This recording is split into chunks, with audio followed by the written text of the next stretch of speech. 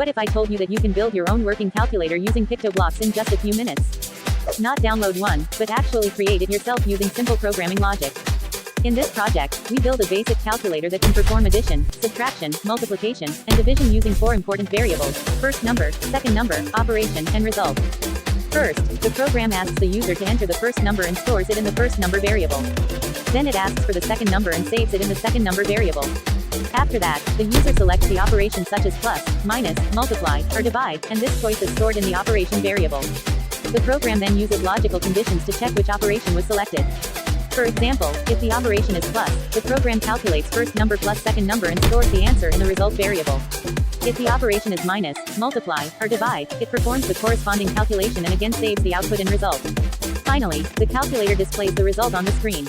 This simple project actually teaches powerful programming concepts like variables, user input, logical conditions, and mathematical operations, which are the same foundations used in real software, AI systems, and robotics projects.